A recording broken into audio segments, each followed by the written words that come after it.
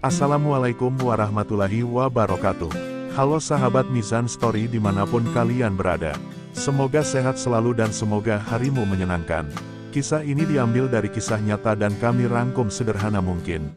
Pernikahan megah di Bali seolah menjadi awal kebahagiaan tanpa akhir bagi Luna Maya dan Maxime Boutir. Namun, ketika sebuah kado pernikahan dari Niken Salindri, sinden muda asal Kediri, dan Mas Lindra, Bupati Tuban, membuka pintu misteri yang mengikat jiwa mereka. Cinta mereka diuji oleh warisan leluhur dan bayangan masa lalu yang tak pernah hilang. Di balik gemerlap pesta dan janji manis, tersembunyi ujian yang hanya bisa dilewati oleh hati yang benar-benar siap bertahan. Apakah Luna dan Maxime sanggup menjaga cinta dan tradisi yang kini menjadi satu? Sebelum kita lanjut, mari kita bersama-sama mengucapkan sholawat kepada Nabi Muhammad, sebagai bentuk kecintaan kita kepada beliau. Allahumma sholli ala Muhammad wa ala alihi wa sahbihi ajmain. Semoga dengan sholawat ini, kita mendapatkan berkah dan syafaat dari Rasulullah di dunia dan akhirat. Amin ya robbal alamin. Jangan lupa untuk like, komen, dan subscribe sahabat Mizan Story agar kamu tidak ketinggalan cerita-cerita inspiratif lainnya. Beginilah kisahnya. Langit Bali sore itu berwarna keemasan. Angin pelan menyisir pepohonan di Komo Sambala Estate, Gianyar, menyatu dengan alunan gamelan lembut yang mengalun dari kejauhan. Di tengah keheningan alam yang suci, Luna Maya melangkah perlahan di atas hamparan kelopak bunga, mengenakan kebaya putih gading rancangan desainer lokal, rambutnya disanggul rapi dengan hiasan melati segar. Di ujung altar bambu berlatarkan hutan tropis dan tebing sungai Ayung, Maxime Boutir menatapnya, matanya berkaca, seakan tak percaya hari ini sungguh terjadi. Para tamu terdiam, sebagian meneteskan air mata. Tidak karena kemewahan, tapi karena keintiman yang dalam. Tak ada hingar-bingar musik pesta, hanya suara alam dan cinta yang berbicara. Matahari perlahan turun, menyinari wajah Luna dan Maxime yang kini berdiri bersisian, menggenggam tangan erat, seolah waktu berhenti hanya untuk mereka. Seorang pendeta Bali memimpin upacara spiritual, diselingi doa universal yang menyatukan dua dunia mereka, artis modern dan semangat leluhur. Saat waktu penyerahan mahar tiba, hadirin terkejut oleh kesederhanaannya, 7,5 gram logam mulia dan uang tunai 2025 dolar AS. Tidak berlian, tidak kemilau emas bertumpuk. Karena cinta yang sejati, ujar Maxime dengan suara gemetar, bukan soal jumlah, tapi ketulusan yang kita bawa sampai tua. Luna menatapnya, berlinang air mata. Kamera menangkap momen itu, satu detik yang akan menjadi abadi dalam sejarah cinta Indonesia. Setelah ikrar suci selesai, hujan gerimis turun perlahan, bukan sebagai gangguan, melainkan restu dari langit. Seolah alam ikut menangis bahagia, membasuh bumi, membuka lembaran baru bagi dua insan yang telah melewati lika-liku dunia hiburan, pemberitaan, dan keraguan. Mereka berdansa pelan di bawah tetes hujan, berbalut pelukan hangat para sahabat dan keluarga. Malam hari, perjamuan dilanjutkan dalam suasana semi-formal, dengan lilin menyala lembut dan makanan organik dari hasil bumi Bali. Namun di tengah tawa dan tos ucapan selamat, tak sedikit yang berbisik, ada energi magis di pernikahan ini. Bahkan beberapa tamu merasa merinding, bukan karena takut, tapi karena tersentuh oleh kekuatan spiritual yang terasa melingkupi mereka semua. Luna sendiri, dalam hati, merasa seperti dilahirkan kembali.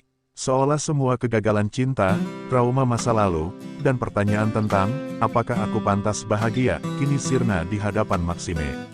Lelaki yang diam-diam selama ini bersedia menjadi penopang di balik sorotan kamera. Hari ini, ia bukan lagi publik figur, tapi pendamping hidup yang sah. Hujan di luar berhenti, tapi di dalam dadanya, badai emosi belum reda. Dan di kejauhan, tanpa mereka tahu, dua pasang mata memperhatikan dari meja belakang, Niken Salindri, sinden muda yang datang tanpa banyak bicara, dan Mas Lindra, Bupati Tuban yang mengenakan lurik sederhana.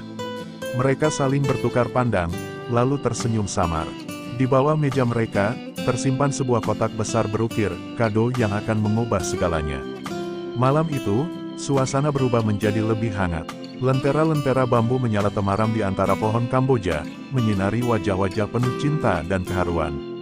Namun dari semua yang hadir, dua sosok menjadi pusat bisik-bisik diam-diam, Niken Salindri, sinden muda berbakat asal Kediri, dan Mas Lindra, Bupati Tuban yang dikenal bersahaja tapi berwibawa. Tidak ada yang menyangka mereka datang, apalagi tak tercantum dalam daftar tamu selebritas publik. Kehadiran mereka seolah membawa angin dari tanah Jawa, angin yang membawa pesan yang belum terucap. Niken berjalan pelan dengan kebaya klasik warna hijau botol dan kain batik tua yang anggun. Di tangannya tergenggam kipas ukiran kayu trembesi, dan suaranya lirih menyenandungkan tembang lirih saat Luna dan Maxime berjalan menuju ruang makan.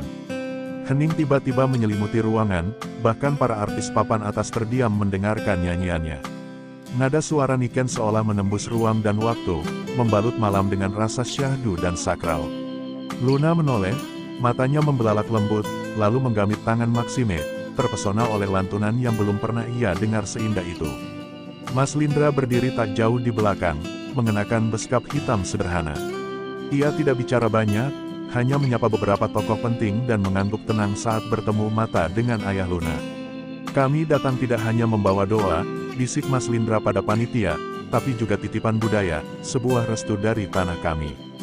Keduanya memilih duduk di meja belakang, tak menonjol, namun jelas bukan tamu biasa.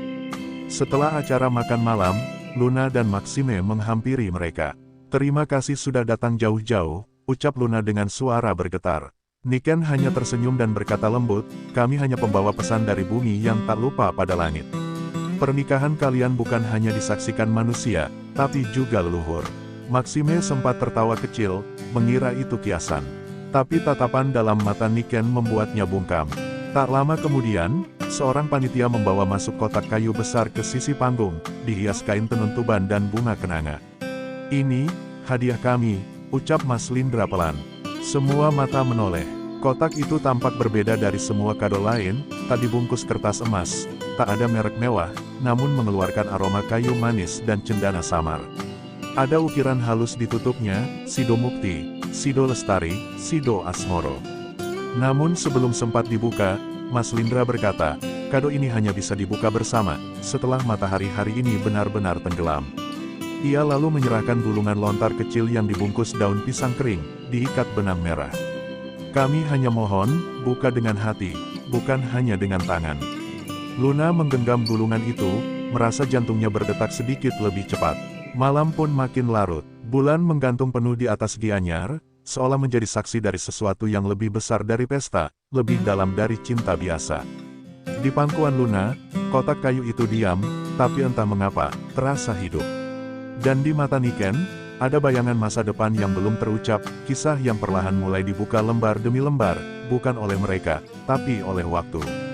Malam telah beranjak ke dalam, dan di Como Sambala Estate, pesta mulai mereda. Tamu-tamu mulai pamit, beberapa masih berbincang ringan sambil menyeruput teh jahe hangat. Tapi Luna dan Maxime memilih untuk tetap tinggal di pelataran kayu, hanya berdua, ditemani angin lembut dan cahaya bulan yang jatuh di permukaan Sungai Ayung. Di depan mereka, kotak kayu besar pemberian Niken dan Mas Lindra kini tergeletak di atas permadani. Ada rasa penasaran yang mengganggu, tapi juga perasaan seperti sedang berdiri di ambang sesuatu yang tak bisa dijelaskan dengan logika. Luna membuka gulungan lontar kecil yang diserahkan Mas Lindra. Tulisannya halus dan tua, aksara Jawa kuno dengan tinta hitam keabu-abuan. Di bagian bawahnya, ada terjemahan yang membuat bulu kuduk mereka berdiri. Bukalah ketika langit telah meminum cahaya terakhir. Tapi bukan untuk melihat, melainkan untuk merasa. Maxime tersenyum gugup. Ini seperti semacam teka-teki leluhur ya. Luna mengangguk pelan, tapi tatapannya serius. Ia merasa seperti sedang masuk ke babak baru dalam hidupnya, bukan hanya sebagai istri, tapi sebagai seseorang yang kini harus membuka pintu antara dunia nyata dan yang gaib. Akhirnya, ketika detik jam menunjukkan pukul 0, Luna dan Maxime duduk berhadapan. Dengan pelan, mereka mengangkat tutup kotak berukir itu. Sesaat, hanya hening. Tidak ada cahaya menyala, tidak ada kejutan dramatis seperti di film-film. Tapi kemudian, dari dalam kotak itu, muncul aroma yang sangat kuat, campuran bunga kantil, dupa kayu gaharu, dan tanah basah setelah hujan. Aroma yang begitu khas, seperti rumah lama yang penuh kenangan dan doa. Di dalam kotak, ada beberapa benda. Wayang kulit berwajah mereka berdua, lengkap dengan busana pengantin Jawa klasik. Kain batik lasem tua dengan motif, Wahyu Tumurun, dipercantik benang emas yang berkilau samar. Sebuah rekaman tembang Jawa dengan pita kaset tua bertuliskan tangan, Asmara Loka Rasa, Niken S. Dan di bagian paling bawah, undangan dari Padepokan Kembang Asmoro, tempat yang belum pernah mereka dengar sebelumnya. Maxime mengangkat wayang itu, dan saat sinar bulan menyentuh kulitnya, seolah ada pantulan cahaya tak kasat mata, wajah mereka diukir begitu halus, begitu mirip. Luna menyentuh kain batik itu, dan jari-jarinya seketika terasa hangat. Kain ini, seperti punya energi sendiri, bisiknya. Mereka saling pandang, tak perlu berkata-kata. Mereka tahu, ini bukan kado biasa. Ini adalah pesan dari masa lalu, atau mungkin, dari masa depan. Di balik undangan itu, ada tulisan tangan Mas Lindra. Jika kalian ingin cinta kalian bertahan bukan hanya untuk 5 tahun, tapi 5 generasi, datanglah. Tidak ada tanggal, tidak ada jam. Hanya alamat terpencil di Tuban, Jawa Timur. Luna menggenggam undangan itu erat, lalu menatap Maxime. Kita harus pergi. Maxime tak menjawab, tapi genggaman tangannya di tangan Luna cukup jadi jawaban. Petualangan mereka baru saja dimulai. 3 hari setelah malam pernikahan yang sakral di Bali, Luna dan Maxime berdiri di depan sebuah bangunan tua berarsitektur Jawa kuno di pelosok Tuban, Padepokan Kembang Asmoro. Angin berembus pelan menyentuh rambut mereka, membawa aroma bunga kenanga dan dupa. Bangunan itu tampak seperti rumah masa lalu yang terlepas dari waktu, sunyi namun hidup. Tak ada papan nama mencolok, hanya sebuah pintu kayu besar dengan ukiran sepasang burung merak menghadap satu sama lain. Mereka disambut oleh Niken Salindri, yang kini mengenakan busana tradisional lebih lengkap, jarik batik sogan dan kebaya beludru hitam, dengan sanggul berhiaskan bunga tanjung. Di sampingnya berdiri Mas Lindra, lebih tenang dari biasanya. Matanya mengandung keseriusan yang belum pernah Luna lihat. Selamat datang di ruang antara, ucap Niken, lirih. Tempat cinta kalian akan diukur bukan oleh pesta, tapi oleh kesediaan kalian untuk menyatu dengan akar. Luna dan Maxime dipisahkan untuk sementara waktu. Mereka diminta tinggal di 2 joglo terpisah di sisi timur dan barat Padepokan, masing-masing. Hanya ditemani 1 orang penjaga yang tidak banyak bicara. Di dalam ruangan kayu tua itu, mereka diminta membawa wayang pemberian dari kotak dan meletakkannya di altar kecil. Luna tidur di atas tikar pandan, Maxime di tempat serupa, tanpa ponsel, tanpa jam, tanpa cermin. Hanya suara alam dan gemericik air dari sumur tua di dekatnya yang menemani. Malam itu, Luna mendengar suara tembang yang lirih, suaranya seperti milik Niken, namun berasal dari kejauhan. Ia terbangun dan menemukan wayang kulitnya berdiri tegak, padahal tadi ia baringkan. Di sisi lain Padepokan, Maxime bermimpi tentang seorang perempuan tua berjubah putih yang menatapnya dan berbisik dalam bahasa Jawa yang entah bagaimana ia pahami, Ojo mung seneng gandrung, kudu sinau laku. Jangan hanya senang di mabuk cinta, belajarlah untuk menjalani perjalanan. Pagi harinya, mereka bertemu kembali di pelataran utama. Mata mereka berkaca-kaca, mereka tak bicara, tapi pelukan yang mereka bagi begitu erat, seolah semalam mereka telah melakukan perjalanan panjang melewati dimensi yang tak terlihat. Mas Lindra menatap mereka dari kejauhan, lalu mendekat dan meletakkan tangan di bahu Maxime. Kalian sudah membuka bukan hanya kotak hadiah, tapi juga gerbang antara rasa dan rasa, katanya penuh makna. Niken lalu menyerahkan selembar kain putih polos dan meminta mereka menuliskan 3 janji yang tidak akan pernah mereka hianati. Dengan pena dari batang bambu dan tinta alami, Luna menulis, tidak akan menyembunyikan luka. Maxime menulis, akan selalu pulang, walau sesat. Dan bersama-sama, mereka menulis, akan menjaga bahasa hati, bahkan saat dunia membisu. Saat mereka bersiap meninggalkan Padepokan, Niken berkata pelan, wayang-wayang itu bukan hanya lambang, mereka kini penjaga kalian. Jangan biarkan mereka retak, karena jika retak, jiwa pun ikut goyah. Luna menggenggam tangan Maxime lebih erat. Kado itu, yang semula mereka kira hanya benda budaya, kini telah menjadi penanda nasib cinta mereka ke depan. Dan mereka tahu, tak ada jalan kembali. Pulang dari Padepokan Kembang Asmoro, Luna dan Maxime tidak kembali ke Jakarta. Mereka memilih perjalanan sunyi menuju arah timur, menyusuri jalur pantai selatan Jawa, menyendiri dari sorotan kamera dan keramaian dunia hiburan. Mereka menginap di losmen-losmen kecil, makan di warung pinggir jalan, dan berjalan kaki menyusuri hutan dan ladang, seolah ingin menyatu dengan bumi yang membesarkan cinta mereka. Namun cinta, seperti kehidupan, tak hanya butuh kedekatan, tapi juga ketahanan. Pada malam ketujuh perjalanan, di sebuah desa kecil di Banyuwangi, Luna mulai gelisah. Ia merasa mimpi-mimpinya dihantui sosok perempuan tua yang sama seperti yang muncul dalam mimpi Maxime di Padepokan. Perempuan itu kini tidak hanya membisikkan petuah, tapi juga memperingatkan, kainmu belum selesai ditulis. Cintamu belum selesai diuji. Luna terbangun dalam keringat dingin, dan melihat kain putih tempat mereka menulis janji kini tergulung di atas meja, dengan noda hitam di sudutnya yang tak ia kenali. Keesokan harinya, Maxime tampak murung. Ia kehilangan wayangnya. Ia yakin menaruhnya dalam tas kain, tapi kini raib. Panik menyelimuti mereka. Luna mencoba menenangkan, tapi hatinya ikut gemetar. Mereka kembali ke tempat menginap sebelumnya, mencari di mobil, di ladang tempat mereka berpiknik, tapi tak ada hasil. Dan anehnya, sejak saat itu Maxime menjadi mudah tersulut emosi.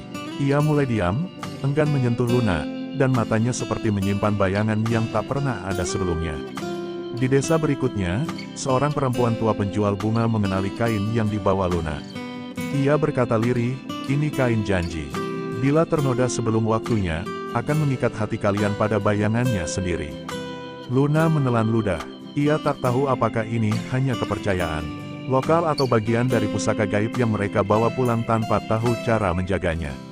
Tapi satu hal pasti, ada yang berubah dalam hubungan mereka, perlahan, nyaris tak terasa, seperti air yang mengikis batu. Suatu malam, mereka berdebat hebat. Maxime menuduh Luna terlalu percaya pada hal mistis, sedangkan Luna menuduh Maxime tidak serius menjaga warisan budaya yang telah dipercayakan pada mereka. Di tengah hujan deras, Luna melarikan diri keluar, menjerit di bawah pohon besar di tepi sawah, sementara Maxime tetap di kamar, menatap kosong wayang Luna yang masih ada di tangannya, diam, namun terasa berat. Keesokan paginya, Maxime menemukan sehelai surat tergantung di pintu kamarnya. Tulisan tangan halus dengan tinta merah. Jika kau kehilangan penjagamu, carilah bayanganmu sendiri di tempat cahaya tak berani menyentuh tanah. Ia membaca berulang kali, lalu mengepalkan tangan. Ia tahu, ini bukan lagi soal perjalanan biasa. Ini adalah ujian dari kado itu, kado yang datang bukan untuk menyenangkan, tapi menyadarkan. Tanpa bicara panjang, mereka akhirnya memutuskan untuk kembali ke Tuban, ke Padepokan. Kali ini, bukan untuk belajar, tapi untuk bertahan. Dan saat mereka naik mobil dan melintasi jalan-jalan berkabut pagi, keduanya sadar, cinta yang mereka rayakan dalam pesta kini sedang diguncang oleh sesuatu yang jauh lebih besar dari sekadar kesalahpahaman, sebuah janji yang menuntut pertanggungjawaban. Perjalanan kembali ke Tuban terasa seperti menembus lapisan-lapisan waktu. Kabut pagi berubah menjadi gerimis yang tak henti sejak mereka meninggalkan Banyuwangi. Setiap tetes hujan seolah mengetuk-ngetuk pintu hati mereka yang mulai retak. Di sepanjang perjalanan, Maxime hampir tak berbicara, matanya memandangi jalanan kosong seperti mencari sesuatu yang tak bisa dijelaskan. Di dalam genggamannya, ia terus memegang wayang milik Luna, yang kini menjadi satu-satunya penjaga cinta mereka yang tersisa. Sesampainya di Padepokan Kembang Asmoro, suasana tampak berbeda. Angin tak lagi sejuk, tetapi menggigit. Niken menyambut mereka dengan wajah tegang. Kalian datang di waktu yang tepat, katanya tanpa basa-basi. Bayangan Maxime telah tersesat, dan kini sedang dicari oleh para penjaga malam. Luna menatapnya bingung. Bayangan, Niken mengangguk. Wayang bukan sekadar lambang. Ia adalah bagian dari jiwa kalian yang dihidupkan melalui niat, doa, dan janji. Ketika satu hilang, jiwamu pun pincang. Mas Lindra datang tak lama kemudian, membawa dua kain mori putih dan dupa menyala. Ia mengajak Maxime ke ruangan khusus di dalam joglo paling tua. Kau harus menjemput bayanganmu sendiri, katanya lirih. Kami hanya bisa membuka gerbang, tapi hanya hatimu yang bisa memanggilnya kembali. Maxime mengikuti dengan langkah berat. Ia tahu apa yang hilang bukan sekadar wayang, tapi juga ketenangan batinnya, sisi lembut yang perlahan menghilang sejak kado itu dibuka. Sementara itu, Luna menemani Niken ke ruangan meditasi yang dipenuhi asap dupa. Di sana, kain janji mereka dibentangkan. Noda hitam yang sebelumnya samar kini melebar seperti akar. Niken mulai melantunkan tembang Jawa yang lirih, dan dari nada-nada itulah, Luna melihat bayangan masa lalu, potongan-potongan sikap Maxime yang dulu lembut, senyumnya saat pertama kali melamar, janjinya untuk selalu pulang walau sesat. Air mata Luna jatuh. Ia menyadari bahwa kado itu bukan menghancurkan mereka, mereka sendirilah yang lengah menjaganya. Dalam ruang gelap, Maxime duduk bersila di tengah lingkaran dupa dan bunga melati. Ia diminta menutup mata dan memanggil dirinya sendiri. Dalam kegelapan batin itu, ia melihat sesosok makhluk mirip dirinya, namun penuh luka, mata merah, dan tampak marah. "Aku bagian yang kau lupakan," bisiknya. "Aku bayangan yang kau abaikan demi ego." Maxime gemetar, air matanya menetes tanpa ia sadari. Dan dalam ketulusan itu, ia merentangkan tangan. "Maafkan aku, mari pulang." Perlahan, sosok itu menyatu kembali dalam dirinya. Di luar ruangan, Luna menunggu. Saat pintu dibuka, Maxime muncul dengan wajah berbeda, pucat tapi damai. Ia langsung memeluk Luna, dan untuk pertama kalinya sejak perjalanan itu dimulai, ia berkata, "Aku kembali." Luna menangis dalam pelukannya. Kain janji mereka kini bersih, dan wayang Maxime kembali, terletak tepat di bawah altar, seolah tak pernah pergi. Tapi mereka tahu, itu bukan benda yang sama, itu telah menjadi cermin dari jiwa mereka yang telah belajar untuk bertahan. Saat malam turun di padepokan, Niken duduk di beranda, memandangi pasangan muda itu dari kejauhan. Ia tersenyum samar, lalu berkata pelan kepada Mas Lindra, "Kadang cinta memang harus tersesat, agar tahu jalan pulang." Mas Lindra mengangguk, dan di langit malam Tuban, bintang bersinar lebih terang dari biasanya, seperti berkat diam-diam dari leluhur, yang tahu bahwa dua hati telah belajar menjaga warisan yang tak kasat mata. Pagi di padepokan Kembang Asmoro datang dengan sunyi yang tak biasa. Kabut tipis menyelimuti halaman, dan embun di ujung ilalang memantulkan cahaya mentari pertama seperti permata kecil yang jatuh dari langit. Luna dan Maxime duduk bersila di pelataran, mengenakan busana adat Jawa yang diberikan Niken malam sebelumnya, kebaya putih gading untuk Luna, dan beskap hitam bersulam emas untuk Maxime. Hari itu bukan sembarang hari, hari di mana mereka diminta mempersembahkan tembang cinta di hadapan leluhur tanah ini, sebagai syarat terakhir menjaga ikatan mereka tetap utuh. Niken berdiri di tengah pendapa, suaranya mengalun merdu membuka prosesi dengan tembang Pangkur Asmara. Tiap nada yang keluar dari bibirnya seolah membelah waktu, membawa roh-roh leluhur hadir di antara mereka. Setelah bait terakhir, ia mempersilakan Luna dan Maxime maju, membawa wayang mereka masing-masing dan membentangkan kain janji yang kini bersih dan tanpa noda. Di belakang mereka, Mas Lindra berdiri tegap, seperti penjaga gerbang yang tahu bahwa ini bukan hanya ritual, tapi ujian jiwa terakhir. Dengan suara bergetar, Luna memulai. Ia menyanyikan bait yang ia susun sendiri malam sebelumnya, sebuah kidung dalam bahasa Jawa halus yang bercerita tentang cinta yang tersesat, lalu pulang membawa luka dan harapan. Maxime, dengan suara berat dan kaku tapi penuh ketulusan, menyusul dengan iringan gamelan lirih. Suara mereka tak sempurna, tapi justru karena itulah tembang itu terasa hidup, lahir dari hati, bukan dari teknik. Dan saat bait terakhir bergema, angin berembus kencang, membawa harum kenanga dan suara gemerisik daun seperti tepuk tangan dari yang tak terlihat. Tiba-tiba, kain janji mereka terangkat oleh angin, melayang-layang lalu jatuh perlahan di tengah pendapa. Dan di sana, samar-samar muncul sulaman baru yang tak pernah mereka buat, motif sepasang angsa yang menghadap satu sama lain, di bawahnya tertulis aksara Jawa, Sajati, Sajeroning Rasa. Sejati, di dalam rasa yang terdalam. Niken terdiam sejenak, lalu tersenyum. Kain itu sudah menerima janji kalian. Kini bukan hanya cinta kalian yang dijaga, tapi juga tanah ini. Maxime memandang Luna, matanya berkaca. Kita kesini bukan hanya untuk menjaga hubungan kita, bisiknya. Tapi untuk menemukan arti dari menyatu, bukan hanya denganmu, tapi dengan tanah dan jiwa yang lebih besar dari kita. Luna mengangguk. Mereka sadar, pernikahan mereka bukan hanya tentang dua insan, tapi tentang menyambung kembali benang-benang yang nyaris putus, antara masa kini dan masa lalu, antara modernitas dan akar budaya. Saat matahari tepat di atas kepala, upacara ditutup dengan iringan kendang dan saron. Penduduk sekitar mulai berdatangan ke padepokan, ikut memberi selamat, membawa bunga, makanan, dan doa. Tak lagi ada sorotan kamera, tak ada wartawan infotainment. Hanya senyum-senyum tulus dan tangan-tangan yang menggenggam erat. Maxime memeluk Mas Lindra erat, lalu menyalami Niken dengan taksim. "Kado kalian, telah mengubah kami," ucapnya pelan.